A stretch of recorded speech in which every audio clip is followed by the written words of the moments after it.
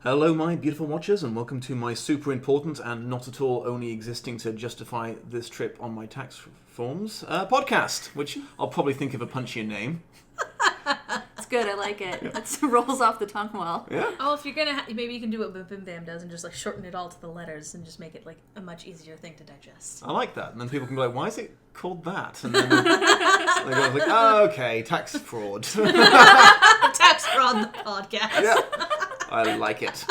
Anyway, I'm here in beautiful, sunny, windswept, snowy, freezing cold Chicago. Beautiful Chicago. Yep. It's cold. Amazing Chicago. Being hosted by the incredibly talented Pushing Up Roses. Oh, thank you. Happy to be here at my house hosting you guys. I'm not used to it. I'm used to saying I'm happy to be here. Happy to but be I'm here. actually here in my house in Yeah. Chicago. Fair Is this enough. the first in-person podcast you've ever done?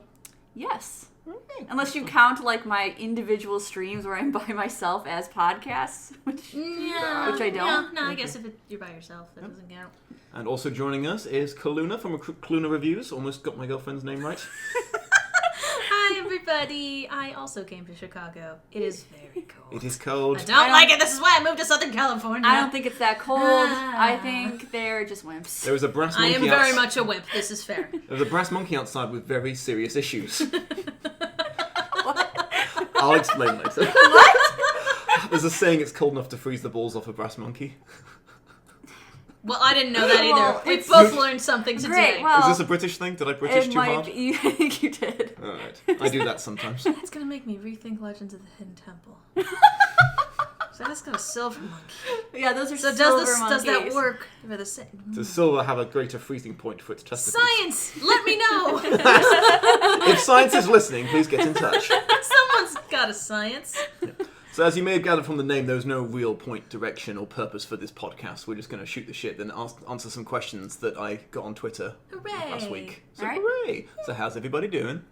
I'm good. I'm nice and warm. I don't know what anyone's talking about. I'm feeling good. You live here. You've evolved. Evolved. You're a I've White adapted. Walker. I've adapted, yes. I'm very much like a southerner, like in the north, just uncomfortable and wearing a lot of furs, just going, why the hell am I here?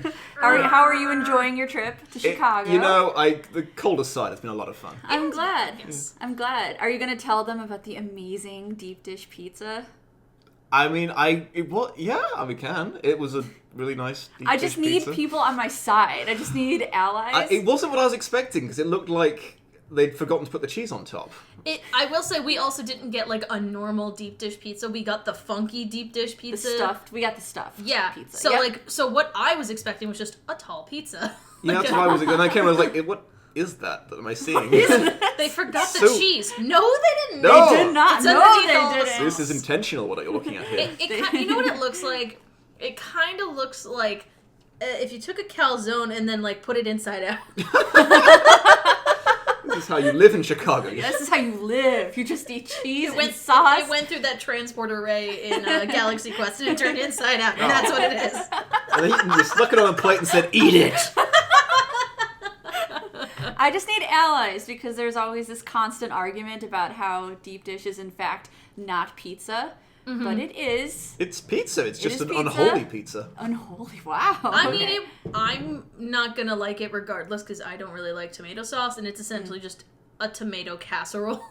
But like the concept of it doesn't offend me. But again, neither does like Hawaiian pizza. No, Hawaiian So, pizza does whatever. not offend me. I don't like ham. Well, you- but Put whatever it you doesn't want. offend me. You say that, yeah, I suggested ham the other day, and you're That's like, different. get out! That's different. I'm not putting ham in the stuffed pizza. That's disgusting. It's not disgusting. It's disgusting. It's wonderful. All ham is disgusting. What is the weirdest pizza you've ever had? Because for me, I had pesto tortellini pizza when I was in Okay. Massachusetts in the like 2 pizza places there that aren't terrible.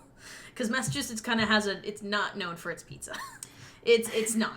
But I had what was it? It was like ranch chicken pizza and pesto tortellini pizza, and they were amazing. I've had like mac and cheese pizza, and that was pretty good. I just had that at like Americans a and your pizza. mac and cheese. Sorry, the concept of cheese and pasta offends you. It's so integral to your society. It weirds me out. It's so good, and it's good on pizza too. It's like the Apparently. best two things in the world. I feel like it'd be good if it was baked macaroni and cheese, like so. It was like baked. It was like the crumblies on. Ooh, that's a second. It was really good. I liked it. But good. also, like years ago, like 15 years ago, I was with my boyfriend in California at like a shithole place because he like insisted, and I'm like, okay, Californian pizza's not.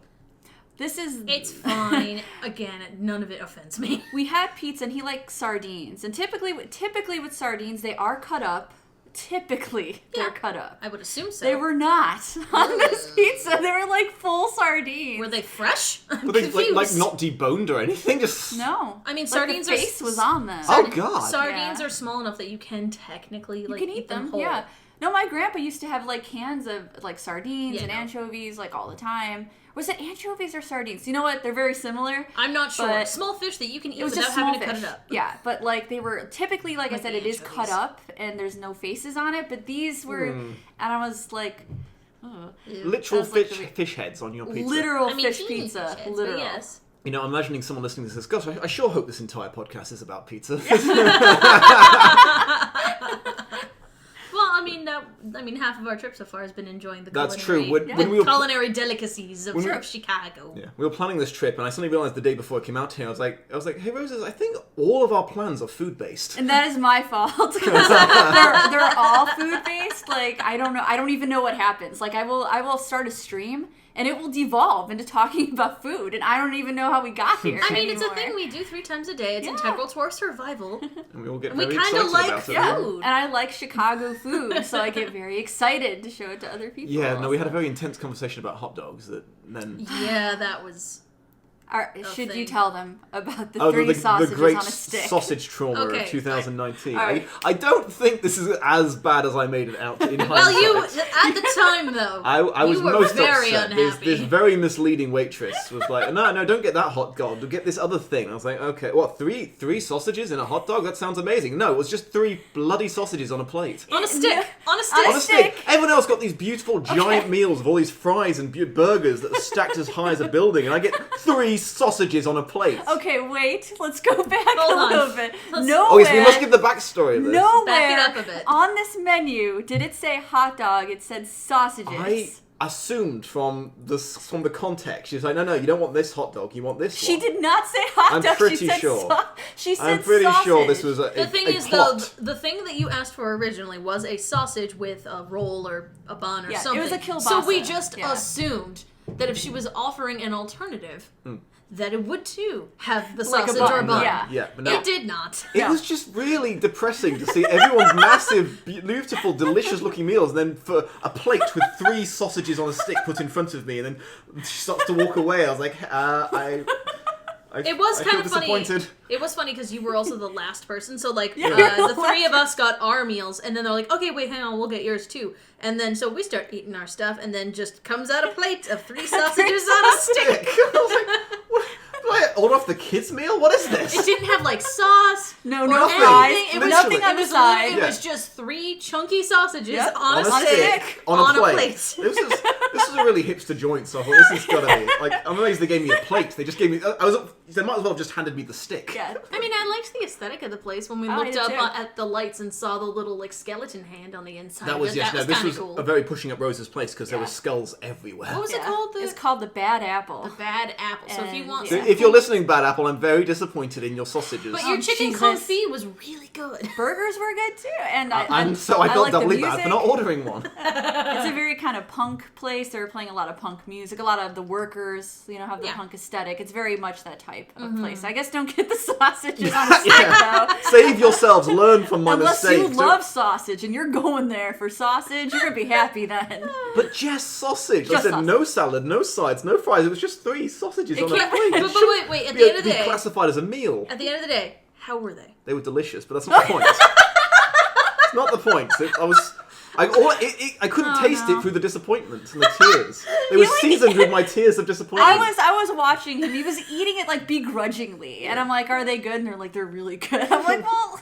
Oh gosh, I reserve like, the right to be a grumpy old man eating his sausages. Oh gosh, who's the comedian who did This Is America?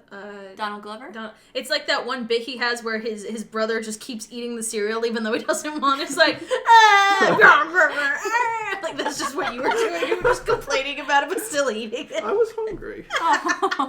Anyway, okay, something non-food related. What else did we do in Chicago? We went to a museum. A museum with dinosaurs. What's it called again? A field museum. We're good at remembering things. Had a big old T-Rex called Sue, and I was in love. She was a sexy lady. Yeah, she was. There was a cool light show.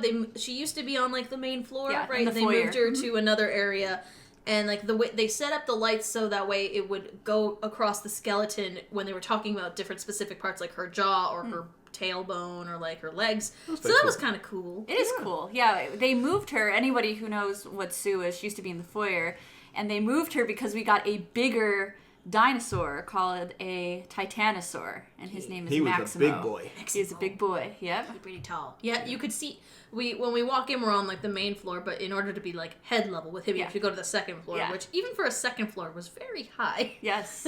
And there was an orchestra, not an orchestra, like It was a band. high school orchestra. There was a high school band. There was a high school band. They were playing like all this music. Played and like the Jurassic Park they theme. did. Apparently the trumpets were really crap, but I couldn't Yeah. tell personally. I didn't even see them until I heard, like, apparently you guys had seen them when we were walking We in. walked past them twice. How did you miss them? No, when we first came... It's a full orchestra. I didn't see them. I was more distracted by the giant dinosaur. No, There's that's a fair. huge dinosaur, That's fair. and, Yeah, like, if elephants. If your and choice hobos. are a bunch of high schoolers say, or a what's- giant dinosaur, What's I can more see why you focus interesting, the on that. big giant new dinosaur skeleton or a bunch of 16-year-olds with cummerbunds? Well, when you put it like that, fine. But we virtually fell over them. That's fair. But it was cool. We learned. We went to the ancient mummies the mummies. exhibit. Saw a lot of corpses. That was fun. One would hope loved in a it. mummy exhibit. I'm not used to actual legit corpses in my exhibits. No, they're dead. They're super dead. They're in Very glass. The only You're one- not gonna touch most them. of them are wrapped up or in like the first one you go in though, you can just see that rotten face just on display. I know. I was loved it. like, It was wow, you're so sick. into it. I love the two versions of this. Like, that was amazing. Oh god. Oh god, I literally looked into the face of death. And real skulls. Yeah. Real These skulls. deformed skulls, and there's an unfortunate amount of children there. Like, Yeah. I mean, it's not a living museum. ones, dead ones. Dead ones. Yeah, they weren't. Like just every third case had a dead child wrapped up in a sack, and I was like, well, this is fun. I recommend it. Definitely recommend the mummy exhibit. I mean, If you like that kind of thing. Yeah, but I mean, you got a cool thing out of this adventure. You got the I took one of the dead children home. No! What were the molds called? The Moldorama? Yeah, they're Moldorama. Moldorama. Yeah, we kept seeing those Moldorama. as we were going through. So, I mean, you went out and then you saw the cool, like, elephant one, and we got to look at it. Like, that was fun, though. I like that, We can yeah. ignore the dead people and just focus on the cool things. Well, I liked the prehistoric thing more because we got to experience 6 mass extinctions. That was hilarious. 6 mass extinctions. I was only aware of the big meteor one, which was number 4? 6. 5? No, 6 was us. 6 is us, We'll get to 5 that. is meteor. Yeah. But yeah, Yeah. like, they put it in big letters and, like, big dramatic red Yeah, light. Mass extinction! You're walking Number along all these 1. things, yeah. You're like, oh god! They went into this like they had redecorated the walls so they looked like this giant cracked obelisk of like lava oozing out. It was just like it was like the Mass Effect symbol, like mass extinction number 1. And I was like, well, when that's you go, number 1! and yeah, we don't really know. We think it got cold, and then mass extinction number 2. Like everyone just died. I mean, you can't 80% of the Earth. sugarcoat it. Things died. Yeah, and mass just lay it extinction out number there. 3. you know? The continents Yeah, formed. everyone was on Pangaea, and everyone was just standing on the bits where it broke off, and they just fell in and drowned. But the world keeps changing, and 95% of the world dies. Is it weird that, like, I love the dinosaur skeletons. I think they're amazing, and Field Museum has some amazing, like, full, like, skeletons. But I was, like, most impressed with the giant sloth. Like, That was huge. I loved it. It was like twice as tall as a bear, but it was amazing. a sloth. Yeah. It was a sloth and the Irish deer. Look up Irish deer Yeah, if that you're thing. listening. Yeah. I'm amazed amazing. Thranduil If wasn't riding that. Yeah, I by was the gonna way. say, if Amazing. in order to imagine the giant like stag that Thranduil rides on in the That Hobbit was movie real. that's like beating the crap out of orcs. Yeah. Like that. That thing could that's a fucking thing. walk up. It was like huge. But yes, I we keep love working those. for all these, and then it was like, okay, so mass extinction number 5. I'm starting to get depressed. And finally, then we get to the last one. It says, guess what the 6th one is? It's you, humanity. You. You did this. There was a clock next to it saying this many people, this many species have gone extinct since this morning, And it was like 62, 61, 62. Yeah, and it was just saying that like humanity has caused more mass extinctions in its last like 1,000 years than the last. It's meant to be like 4 mass extinctions a year, and now it's like 61 a day. And I like how they had to like kind of cheer us up with like the board of afterwards. all of the Here's a picture of all the cute things you just passed, and the little boy. And a little boy for some reason. And I named him Timmy. I just was amused because it was called the Conclusion Gallery. And it's just a picture of a bunch of things that are cool. Yeah, to conclude, here's some animals. But to conclude, Did here's you all feel the better? life that's going extinct. We're wiping out the entire planet, but look, a bun. It is what it is. Yeah, we almost passed Sue, because I was like, wait a second, if that's mass extinction number 5, Sue must be the other way. They gave her like her own room. And Yes. I thought Yeah, that was pretty but it badass. is easy to miss if you haven't been there before. Yeah. I felt bad because Sue had been through a lot. Like she had like bones fused because she apparently died of like semi-old age, but also might have starved to death because she had infected jaw. I was like, no, Sue. Yeah, because she ate infected prey, so there were like holes in her jaw. I was like, oh, Sue, no. If only there'd been a dinosaur dentist. That's a thought. And I'm just thinking, like, she ate other dinosaurs, guys. She might not have been nice. Yeah, no, we're like sympathizing with the death of this dinosaur. If carnivorous is a problem, then I'm not going to get very far This either. is one of my favorites. And And the Ankylosaurus, it's an herbivore. I would eat the hell out of a dinosaur if I had the chance. I'm just saying. All right. Someone offered you a dinosaur steak, would you say no? Yes. Oh, well. We need to rethink our relationship. Quick answer. Wow, my goodness. We're definitely coming from different approaches on this. I also like the ominous narration while we were watching the show. Oh yes, it starts with no matter where you are in the room, she could kill you right now. She can get across this room in 3 seconds, no matter how still you are. Yeah, she was like, by the way, Jurassic Park lied. If you stay still, you'll just get eaten quicker. And yet at the end, we're like, oh, poor Sue. And you're like, yeah. But it's like she can see you anywhere, and even if you hide, she can smell you. Like basically, if you're watching this and she came alive, you're dead. Yep.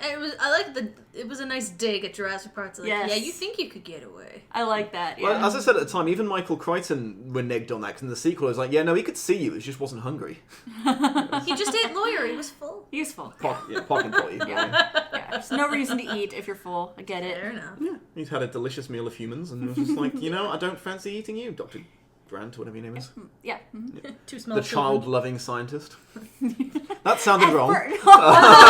Context. No, Context in the book. I believe Grant that liked children. He didn't in the film. He didn't really like the kids. That's his character. His character arc was the guy who hates kids looking after kids in the book. He was just like the first thing it says like, oh yeah, Grant loves kids. He was like he's got a good rapport with them. I'm like, wait, what? Spielberg, you're working out your daddy issues again. His At spotlight the end, fetishes and just loving all the different there's so many things about that movie that I'm just like, I don't care. You're still really good. Yeah, same. I can enjoy you. It's one of my favorites. Yep. Apparently Spielberg said something mean about Netflix the other day. He was just like, yeah, no, Netflix movies don't count as movies. Really? Yeah. Wow. Is he like old man yelling at a cloud? What's going on? Yeah, I think he's reached that What's level. with these kids in their streaming? It's not a real movie unless you're eating cheap popcorn in a place next to a guy vomiting. Back in my day, we had them in theaters. Did he pitch something to Netflix and they yeah, they're like no, and he's like, oh, not really. Not you said yes to Bright 2, but not this girl. I'm gonna subtweet you, Netflix. Yeah, it's like a troll on the internet.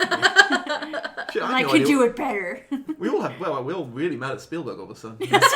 I did this. I turned you all against him. Fuck you. Apparently on the Netflix Spielberg debate, we heavily fall on Netflix as a side. I don't know unanimously. Why. Netflix is still kind of crap, so I don't know. That's a hard. We just arbitrarily picked a side. Yeah. But let's switch. Fuck you, Netflix. You're not real. Spielberg was right. So, you want some questions off Twitter? Yeah. Super important Twitter questions. I'm just going to do these in the order they appear, so it's most liked first. Yeah, we'll skip them. If there's any repeats, we'll just skip them. I'm not going to bother reading out people's names because I never pronounce them right and it hurts their feelings. Okay. Which is... Oh no, this is a bad one to start with. Which is the better pet, birds or cats? Birds. Birds. Cats. Birds. Cats. Heather? Cats. I don't have a bird, I'm sorry. I have to go with the one I have. You are really the tiebreaker because you've had both. Birds are floofy too. I'm not constantly worried that she's going to peck out my eyes when I have a cat. Cats have claws. They do have claws, and I actually have lots of scratches all over me. Exactly. I have to go with cats just because that's just the one I have. Sorry. It actually is birds, and everyone's going to comment and say birds, right? Leave your decision in the How comments. about- We'll decide this via comments. about- I'll tally them up after Just the week know or that so. I'm very, very salty, and that should sway your answer. I know that you will make me cry if you don't choose cats. So. How about instead, it's a draw, and instead the real winner is dogs. Okay, Sure. I'm down with Let's that. preserve the friendship. All right, next question. Is cereal considered soup? What? Yes. No, No. Okay, well, I concede. Wait, how come that's that was quick. Oh, you're getting different ones than I'm seeing. Okay. That's bizarro. I got one from my bestest buddy in the whole world, Luke. Hi, Luke. Why can't Dominic respect a restraining order? Because you wrote it in crayon, Luke. It doesn't count. You just wrote "Leave me alone." I believe. We're actually there's going to be a thing soon where we're going to conclude that best friend story arc that we're doing. nice. So I'm not going to be harassing Luke online forever. Not Aw. forever. Not forever, just until. I hope it concludes happily and you become like. The I'm bestest satisfied. friends. Amazingly, I didn't actually write it myself. It was incorporated into a different, somewhat secret project. Right. But hashtag secret project. Tune in soon. But yeah, so that's I feel it's a really good end to this thing we've been doing. It's not like it's really featured much in anything, but It's fine because I've been told, I don't know how accurate this is, that there is a sequel to the Kiss Scooby-Doo movie that he and I Really? reviewed. Hey how Luke! have you not checked this? How was that not the first thing you Googled when someone suggested this to you? Because Is this real? I've been in Chicago. Oh, just a recent A development. recent Okay. development. Okay. But if there is one, Well- Luke, we have more reviewing to do. It's funny because we both, independently of each other, because this is even before we met, picked like basically kidnapping or harassing Luke as our way, Wow. the way our online personas was interact with him. We both abused the shit out of Luke in our online personas. I think you need to think about this and hash this out with Luke. You have to wonder, like, why was that our go-to thing? I think Yeah. it was kind of left over from the Channel Awesome Oh yeah, thing, that where was just the everyone had to standard, pretend like you didn't like doing crossovers and stuff. Sure. We should break that mold, but we should do a crossover. We're just like really into it. Yeah, it's just like, wow, we love each yeah. other. We're so here for this This is crossover. going to be the best fucking crossover. Yeah. I've been looking forward to this for months. Yeah. We kind of did that with our Hobbit crossover, where we started with that, and then it ended up with you and me living together. Kinda, but even at the end you were about to force. That was the joke. Was just anticlimactic. Because like, hey, you don't have to force me. I'll do it. It's like, Yeah, there you go. That's the. kind of. So yeah, usurping the trope. I got one specifically for Roses. Okay. What is your favorite episode or episodes of Murder, She Wrote, and why?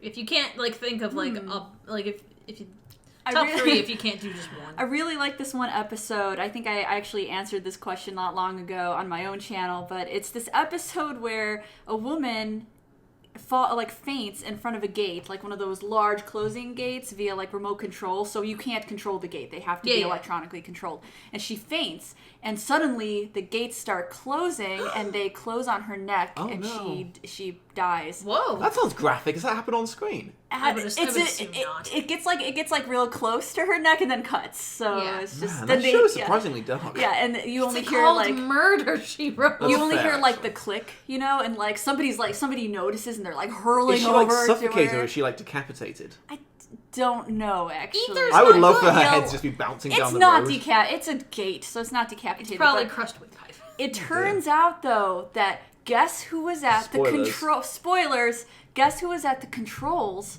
for the gate? A parrot. Close. I was close. Yes. You're close. A cockatiel. It's a dog named Barney. Barney the murder dog. Somebody Oh, had so it was an trained accident. No, it wasn't an Oh, accident. it wasn't an accident. Somebody The dog had trained. murder in his heart. The dog wanted to do this. No, You didn't give me the good dog food. somebody trained the dog. It's a basset hound. I remember that. Somebody trained the dog to hit the gate button at the exact moment when she had fallen in front of the gate. How would you do that? Like a mannequin? Pavlov's dog. Watch sort the of training. episode. It's Okay, recommended. man. Watch All that right. You episode. should be hired as the sell DVDs for the murder show. That's where I'm going with my into it. channel. It's the only thing I'm doing with my life right now. I bet you would have been really good at like those like episode promos, like this week on Murder, She Wrote. No. If It's anyone just needs you that. on a blank room saying, "Oh my gosh, guys! Oh my gosh! Let me tell you about this episode." It involves a dog. That's But what don't my worry, he's fine. That's what my channel's like devolving into. It's just gonna Just be the Murder, that She Wrote all the channel. time. Like, guys, you gotta hear. I about know I this. promised you something else, but it's murder. She But wrote again. all my branding changes to like Angela Lansbury. You just go back into previous episodes of you playing games, but it's just Angela Lansbury. Considering you have a track record of the people you review getting in touch with you, this could lead to you speaking to Angela Lansbury someday. Yeah, That would be so cool. I'm there for it too. Tell her how much I lusted after her in that episode 1 you I'll showed tell me her. the other day. No, I was will. like, damn! Was there a Murder, She Wrote video game? Yes. You should do a Let's Play of that with Angela Lansbury. And there's a board game too. Or There's that. a Murder She Either of I those. believe so. I believe so. And there's both. I get requests for Is it them like a VHS lot. game? Because I'd be It's down for I that. don't think so. I think it's Let's a board make game. one. Isn't that just Let's make one. Yes. You can be Angela Lansbury. I'll Who be... are you? You're Sheriff What's- Tupper. Yes, I'll be Sheriff Tupper. You can How be... has there not been a Murder, She Wrote version of Clue? Because it's just Clue. Yes, but Because Well, that's just Clue, yeah. Plus, it means that there's some combination where Jessica is the killer. I mean, there's I'm a pretty- Sherlock Holmes version of Clue, so there should be. Yeah, a like version the of version we played the other day. There's like a Scotland Yard detective, so she could be the Oh, person. you want to who's- do that? You want to do it when someone stole something? Oh. No. But there's like an outside character who. Oh, okay, who yeah. Angela So Lansbury could- because Jessica is beyond reproach. Oh my we God. cannot accuse her. Oh my god! Right. What if we could play as all the nonsensical characters? Like, what if one of the murderers could be greedy? And all his ex-girlfriends. He pulls a Kaiser Soze at the end, and it turns out he's been faking being an idiot all the way through. And she's like, Oh, yes, God. yes, Jessica, Aunt Jessica, it was me all along. You laughed at me. I have to save these theories for my failed relationships with Grady Fletcher video. Coming to my channel, by the way, so Ooh, fun. stay tuned for that. So we got a surprising amount out of that question. Yeah. Okay, let's see what else we got. Okay, who is more influential to modern fiction and culture? J.R.R. Tolkien, George R.R. Martin, or Mary Shelley, who has no initials, so I take her less seriously. I have a solid answer, so go ahead and... Who is more influential to modern fiction and culture? Tolkien, Martin. Because That's hard. Martin is modern. He's I still know. writing. But the Yeah. thing is, though, like two of them are like fantasy, like historical. One's science fiction. So like those are two. Like I would say, like if you would take out Mary Shelley, that'd be a more easier argument between the I'm two. going to ask who Mary Shelley is, then edit it out so it doesn't look like I didn't know who Mary Shelley is. The writer of Then I'll give... Frankenstein. Do you want me to give my answer, then? But yeah, but So I'm, like, sold on Mary Shelley, the author of Frankenstein. I think she was the oh most... yes, Mary Shelley, the I author think- of Frankenstein. I think she was- as I always knew. I think she was the most influential. I think her kind of tropes and stories can be found everywhere, even within fantasy stories. So I think she was absolutely the most influential with cautionary tales and playing god tales. They've just been around forever now. Yeah. So yeah, I would say her, even though these are authors from different genres. Yeah. I think just theme-wise, I think Mary Shelley is way more influential and within the theme of fantasy itself. So I would, that's my solid answer, Mary Okay. Shelley. I mean, yeah. I would again. It's hard because again, they're both like there is a lot that Shelley has contributed to just literature in general. In general, yeah. But like in terms of just culture and modern, like when I think of like other things besides writing, I tend to think Tolkien. Just because there's a lot, I feel like there's a lot more that he's done to stretch out into other aspects, just a hair more than Tolkien's Shelley. not just influenced literature; he's influenced everything. Yeah. He's like D&D games, like people's attitudes, things like Sure. just Yeah, but meme culture. there's lots and Yeah. lots of historical stuff that like he drew from like a lot of Anglo-Saxon tales. That's why like a lot of The Hobbit is really similar to Beowulf. I knew it was going to be like, I knew I was going to say Mary Shelley and you guys No, were no, going to no. say Tolkien, for sure. I am terrified of this question because I'm going to have the least intellectual answer of everyone. She's like, "Oh yes, so you can trace it back to Anglo-Saxon." I'm just Right. like, "Yeah, well, he's a good author, isn't he?" You know? That's just because I had to read a lot of this stuff in college. But no, like when I think of like just how much it influences, like the problem I have with Shelley is there's so much that like was copied off of her that Right. it takes me a bit to remember like, okay, how much of that was her influence versus other people copying her and then adding to it. I just think she's kind of the best at morality tales. No, yeah. Yeah, for sure. That's why I like Jurassic Park so much. It very much is a playing God kind of morality cautionary That's tale. all there. his books. It's just Yeah, it is. It's just copy paste and then decide like, is it dinosaurs or nanites? Yeah, but even just think of the Don't do it, like Michael Crichton. even just think of the influence of the Frankenstein monster itself on culture itself in movies. How many Frankenstein movies, even in Mel Brooks' Young Frankenstein, on stamps, like the culture of Yeah, splice, just monsters in yeah. general, is just huge Yeah. with Frankenstein. So I think that's a big cultural influence. I mean, with the exception of possibly Martin, who's a bit too young and new, they both not him, but his work. His work, yeah. I mean, his work is influencing in possibly a.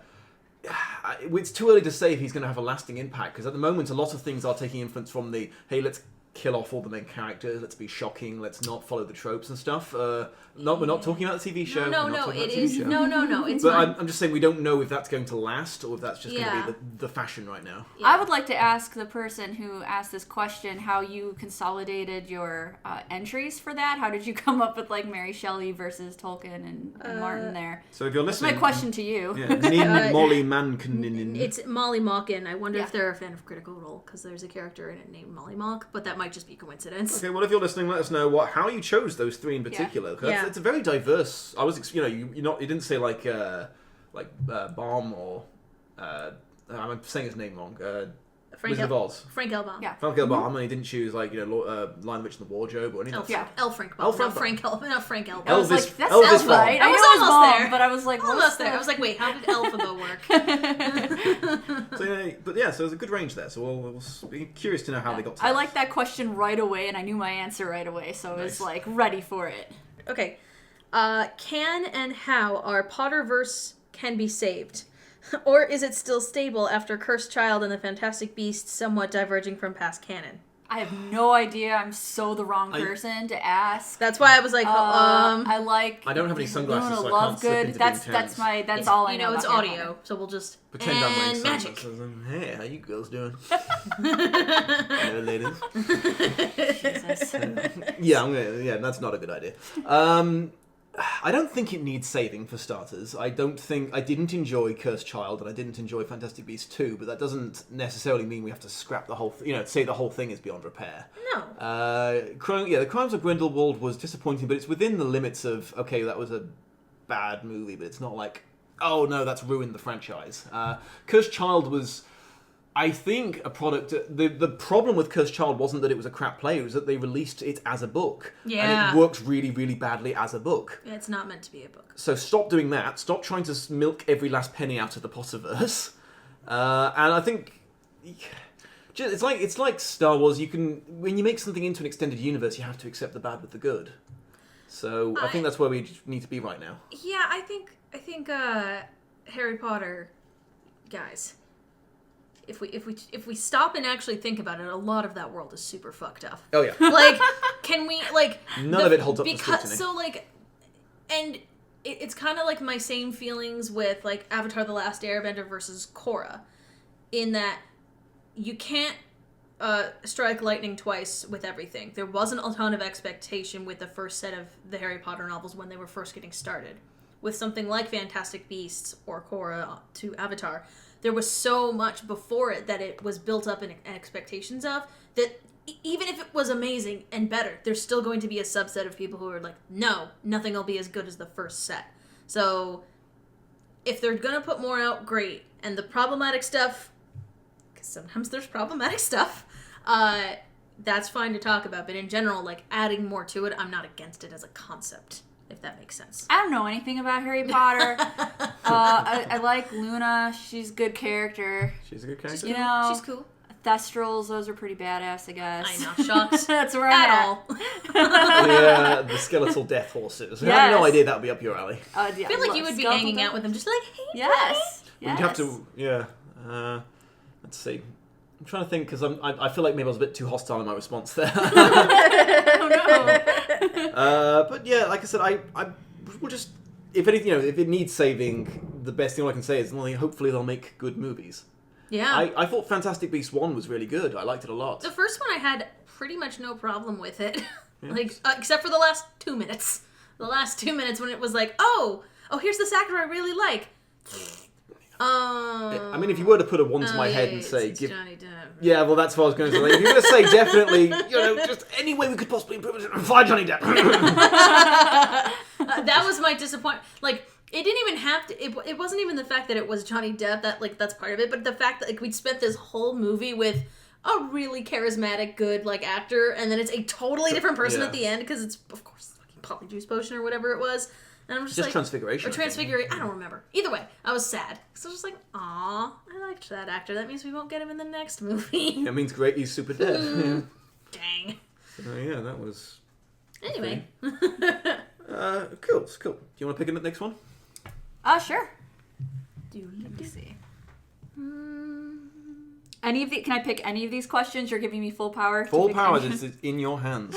All right, let's do this. Choices abound. Which of your videos that underperformed do you really wish had received more views? And is it usually the subject, theme, message, or the amount of work or research put in that might make a particular video especially meaningful? Oh, that's a really good question. It is. I'm not surprised at all that you went for that one. Yeah.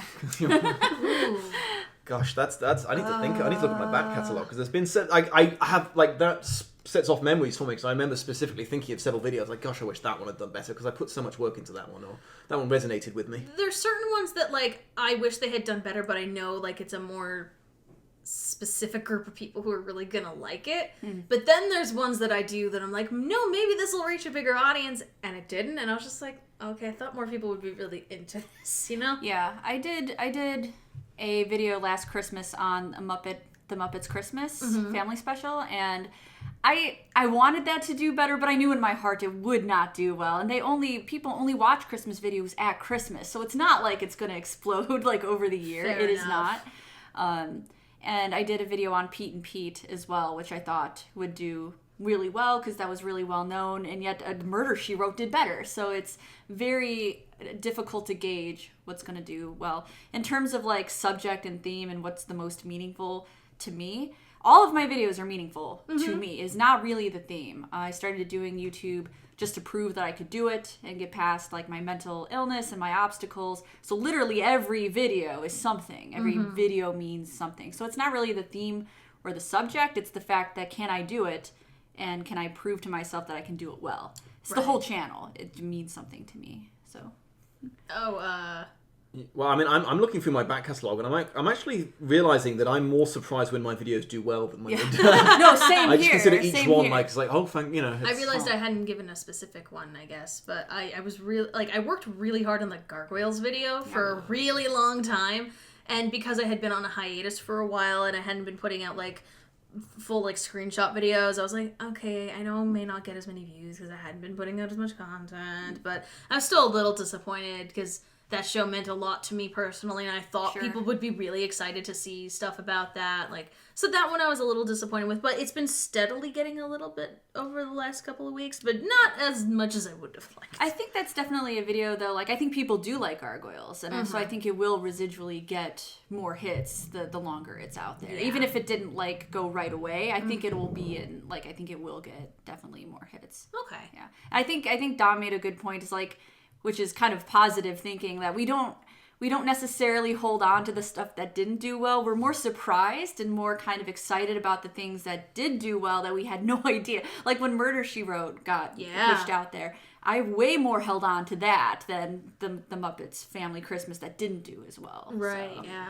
Yeah, I guess because my latest 50 Shades things are doing great in views, but they're not pulling in any more subs or anything like the last couple of ones did, because it's all about trending and stuff. Because I keep whining about this, but it's like because there's no movie coming out, no one's googling it or searching for it, anything like that. So it's not. I shouldn't.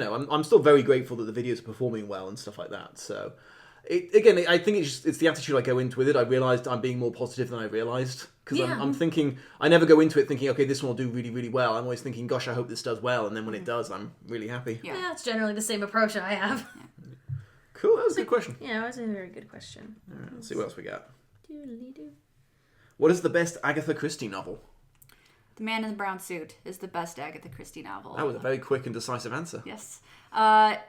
There's these games, and if you're listening to me, if you're a fan of me at all or my channel, the Laura Bow games are very, very similar to anything Agatha Christie, but very similar to The Man in the Brown Suit. It has a female protagonist, kind of a plucky character that I really like. I really relate to that. And she's on this cruise ship. It very much reminds me of a situation like you would find in the Laura Bow series, and the way it's written is very funny. She gave this female protagonist a great sense of humor. There's a very kind of warped romantic angle that I just really like murder mysteries on cruise ships for some reason. Like, they do that, right? You can go to a murder mystery party on a cruise ship, right? Yeah, I've heard. Undoubtedly, that sounds I know like that they a do thing. that on like trains and stuff. So They it do it wouldn't on surprise trains, me yeah. if there were also cruises. So I that need do it. I need that in my life.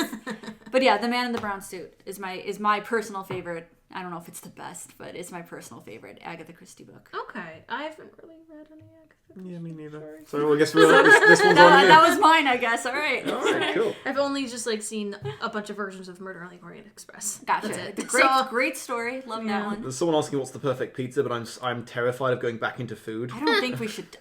Think we should tackle that Yeah, question. that's too deep for us. I mean, we've discussed philosophy and ways of YouTube, but no, pizza, man, that's too deep. We don't have No. time.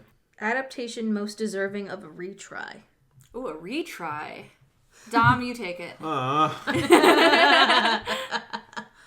Sharp, the TV series. It's based on a series of books by Bernard Cornwell. Okay. Very good. Needs a big budget reboot for sure. Hardcore. Sean Bean can still be in it. He just can't be Sharp because he's too old now. We'll get him as someone he can die as. I think that makes him happy, doesn't it?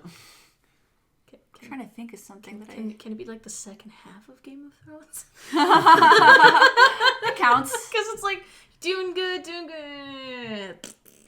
Let's avoid that subject. I think a lot of the Stephen King stuff, the made-for-television Stephen King stuff, because I'm a big Stephen King fan. I even like the made-for-TV stuff. It just holds a place in my heart. But it could definitely use with better tech. Let's do Tommyknockers again. Or like Langoliers. Actually, the internet loves to make fun of the Langoliers, but I don't know if you're familiar with I've that seen movie. it, yeah. But I actually think it's a fantastic movie, and people are focused on one part of the movie and making fun of it. And if we had the better tech today to improve the graphics, I think that'd be a brilliant kind of psychological kind of horror type of a movie. I don't know if a lot of King's work necessarily needs film adaptations, though. Like, Langoliers, to me, I think is so good because you don't really... He gives vague enough descriptions of things that you're not quite 100% sure of what you're looking at or what you're seeing. And I think whatever you can imagine is a million times scarier than whatever the movies or TV show is going to make. So short stories, I'm less for that. And like particularly Langoliers, like that is so much of a short story, like visual thing to me, like as a book rather than like a movie. I just want it. It's I just want all the Stephen King. I was really, really pleased and happy with it, the way they the new one? It. The new one. Big fan. And Did I you can't like wait. the original? The original. It had Tim Tim Curry Curry in it. Of course you liked it. Yes, I love it. Okay. Yeah, I love it. But I think as much as I loved that, I realized that it really could use like something else because that one suffered from a lot of problems. I actually tried to read it in preparation for the movie to come out. So that's I could a tome. Yeah, that was my issue. And it was also, I was getting up to like, I've noticed one of the many tropes in King's work is that he likes to describe what happens to a corpse's penis. Excuse me? Yeah, in The Shining, when he sees like a dead kid in the bathtub, he talks about how his penis is hanging limply in the water. Then when there's a guy in the opening of It who died and got swept into a river, and they talk about how the fish ate his penis off. And Wow. I I was guess like, Martin was a fan of Stephen King. yep, the whole Theon incident, I'm assuming. Am I Don't missing ask. something? Don't ask, yeah. Okay, well, well, I heard nothing. So yeah, I was reading. I wasn't in a good headspace to hear about any more dead penises. So that's King, why I stopped yeah. reading King. King has a lot of disturbing kind of tropes like that. If there's an animal, it's gonna get killed. Especially if it's a dog, it's gonna get killed. Unless it's evil. Unless it's Oh, gonna yeah, kill that- you. Yeah, that's gonna kill you. That messed me up in, was it The Secret Window? Yeah, I think there was. Yeah. That was a Yeah. Johnny Depp film. Yeah. It was, yeah. That was really intense to watch Yeah. at certain parts. But I do appreciate King's kind of perspective on good versus evil, and I do appreciate that a lot of the bad characters really do get what they deserve. And there's a few like good characters that, of course, are going to need to be kicked off or killed, but it's very rare. I like that the characters that do get killed are terrible, just deplorable characters. They're awful, and I like seeing them get killed. I like that he makes them awful so that you don't get attached to them. They're not anti-heroes, you know what I Yeah. mean? The bad characters that do get killed, you don't like them. They're not anti-heroes, they're not charming, they're just horrible. They're horrible people. Yeah. And I like that about King's writing. I generally tend to prefer his short stories over his Yeah. like longer works because I think when he only has like a certain amount of time to get everything done. He's very concise and he focuses on exactly what he needs and gives you just enough to sort of keep thinking about it later. It's the longer novels that I'm just like, oh, you were padding this out. Did you read Thinner? Are you No, I've not read that. It's a good one. That's No, I've read it. I've read Carrie. I've read a bunch of the whatever the collection of short stories that had The Secret Window and Lear's in it. I forget. Gotcha. Whatever the collection was. But it was really hard. The only thing I haven't read that I was curious about was the Dark Tower series. That's the only stuff I haven't read yet. Yeah, I'm a huge King fan. I've never read the Dark Tower series. That's meant to be the big tie-in novel, isn't it? Where he brings everything together. Supposedly, how all the weird turtle and spider thing that happens and it connects back to that world for some reason. There's a mythos. I think. Apparently, my dad actually told me this when I was young. He said that if an author goes long enough and he's written all these different universe things, there's this habit that they get into as they get older that they feel the need to tie their books all in together in a shared universe. I can't remember the examples he cited, a couple of science fiction ones. But yeah, I guess that happened to King because they just, for some reason, they need it all to be up in one place. Easy to remember, I guess. I guess so. Okay. But, the world turtle. Although that's actually not that far off of a concept. That idea has happened in several mythologies, so it wasn't exactly an original idea. Fair enough. Or whatever the item was, I don't remember. Gosh, there's a lot of variations of What's the Best Murder, She Wrote episode. What is wrong with you people? I'm telling you. I've got a good one, because it's more mixed. In your opinion, what qualities make for a compelling protagonist? Ooh, that's a good question. Yeah, that's something that can be in anything. Mine seem contradictory because it's likability and flaws. They have to not be perfect. They have to have some very serious flaws that they have to work on, but you have to be able to like them despite this right from the start. Because if you can have a character that you're supposed to learn to like, but that makes it very frustrating to get through if it's a novel in particular. I really don't like having the world narrated from an unlikable character's perspective, so that can put me off the book and I might not be willing to finish it.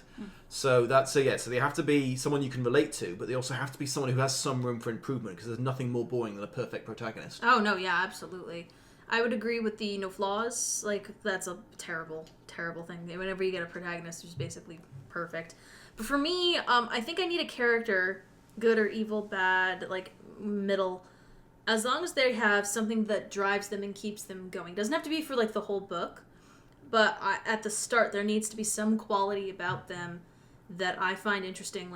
What if they're doing something for themselves or someone else or for the world, that's fine. If they have some sort of drive, some sort of want or desire, that's always good. I hate characters who are like, my life is boring and this sucks, but I'm not going to do anything about it because I'm comfortable, and then something happens to them.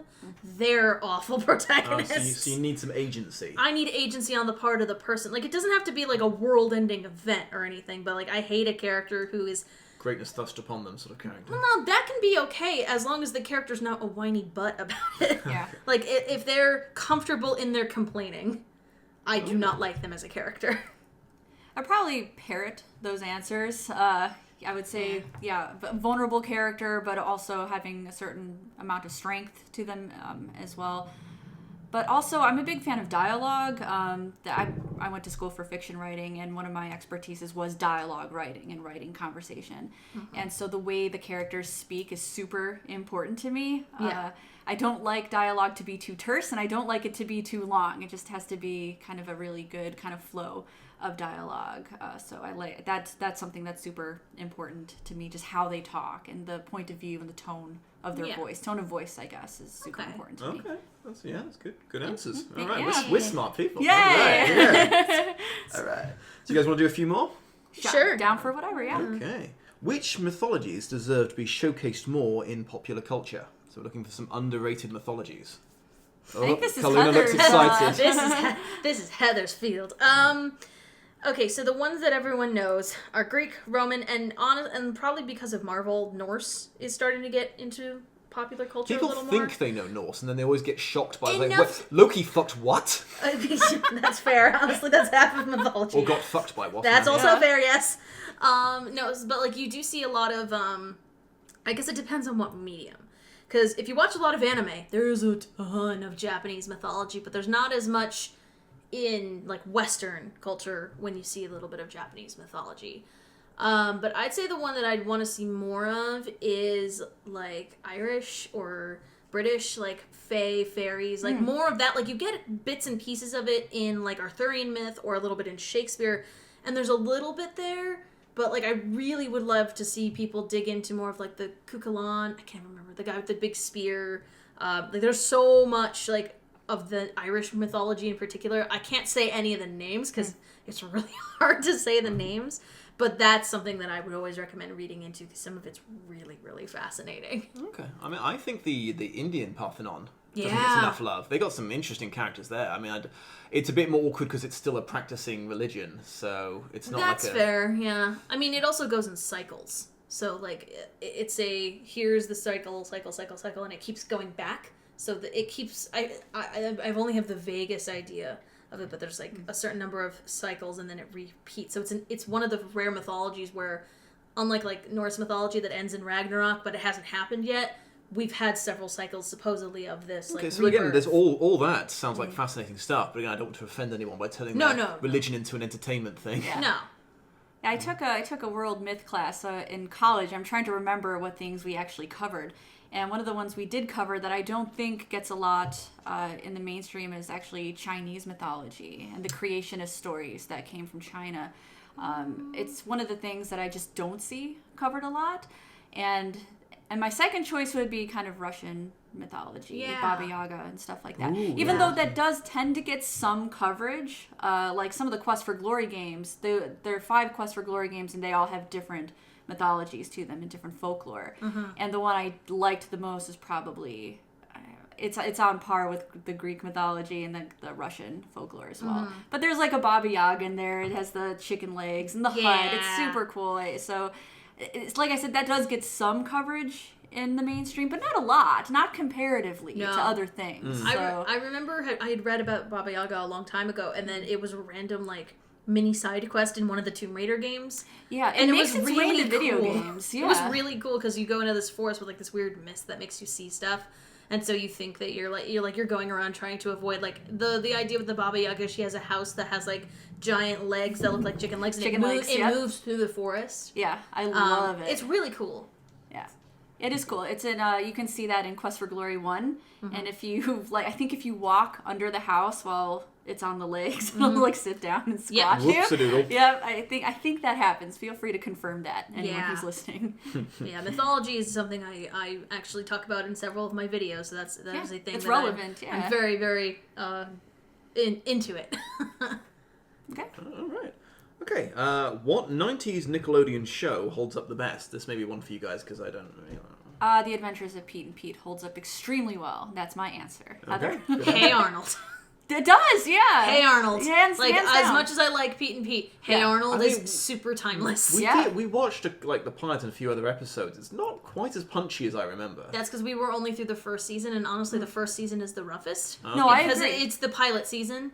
By the second, third, and fourth seasons, like, they know where they are. They've established everything. Like, they don't have to set up all the characters. Fair. So, I guess if you skip the first season, but, like, Hey Arnold, it's one of those shows that, like, the only thing that gives away when it takes place is the lack of, like, technology. But a lot of the stories are super timeless that you don't really, like...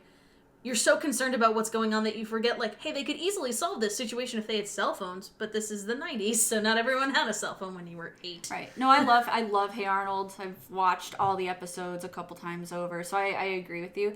Really I think Pete and Pete holds up in a way because it's not grounded in any kind of reality. I think Hey Arnold is grounded in reality. You know, For the most part, yeah. Focuses on inner city kids and has really good storylines and kind of some of the issues of the students and stuff like that.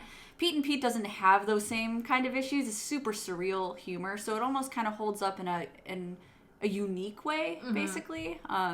There's just nothing like it out there, especially right now. Actually, you probably find more things like that on YouTube by YouTubers at this point doing surreal humor and stuff that's like that. probably fair, actually. Yeah. What is a project that you really want to do but don't feel qualified to do yet? Now, assuming this might just be a question for me because of my low self-esteem. Okay.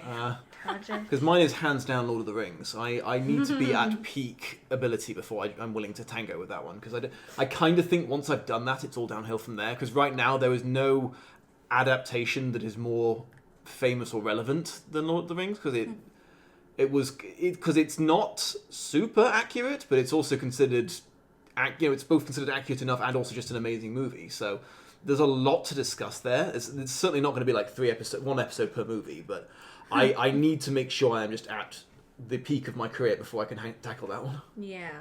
Oh gosh, like something I don't feel. Well, honestly, if I don't feel qualified to talk about something, I generally don't talk about it, and I don't necessarily plan to talk about it later, because I generally, for me, when I'm making a video, unless it's a Patreon request, I want to talk about something that's either something I really like or something I have a lot of like strong feelings towards. I generally avoid negative. I've done them in the past, but I generally tend to stick with something I really like that I really enjoy. There are some that I've been like kind of putting on the back burner for a while. So I don't know if it's like, I just don't know how to approach it necessarily, which is like either talking about the Zero Escape series or Danganronpa, because they're so important to me that I don't know how I'd cover it.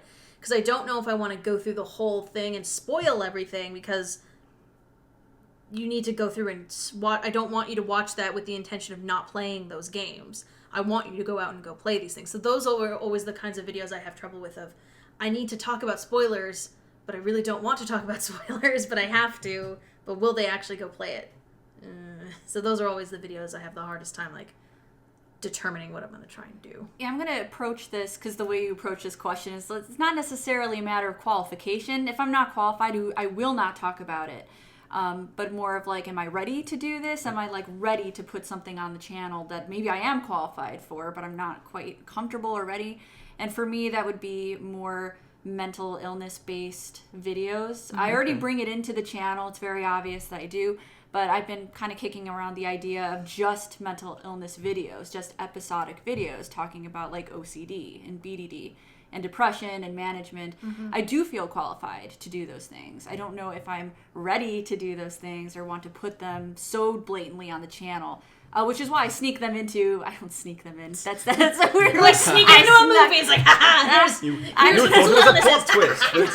I talked about my depression. I tricked you into listening to me. No, I don't sneak them in, but I am candid about it in videos already.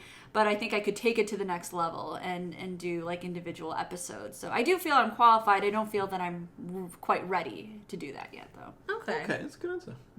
Okay, well, I think that covers everything we could conceivably cover. Yeah, I know we didn't get to answer like everybody's questions. Yeah, sorry about that. There was a lot of questions. Sorry, guys. Yeah. Surprisingly popular. Yay. Okay, well, thank you so much for joining me, Calluna and Roses. Thank you for having me. Where can we find everybody's stuff? Oh, you can. That's a very good question. Where can we find everybody's stuff? You can find me on YouTube at PushingUpRoses. You can also find me on YouTube at Calluna Reviews, as well as Twitter and Facebook and Patreon, all under Calluna Reviews. And you can find me on this channel that you're watching this video on. Presumably. So. No, it appeared out of thin air. Unless you're listening to this on someone else's channel, in which case tell me about that, because I'd like to know. Yes, report things. Yes, tell me. I ended up uploading it to my channel first. And this is how the great feud began. Destroyed YouTube. Alright, thanks everybody. Bye! Bye!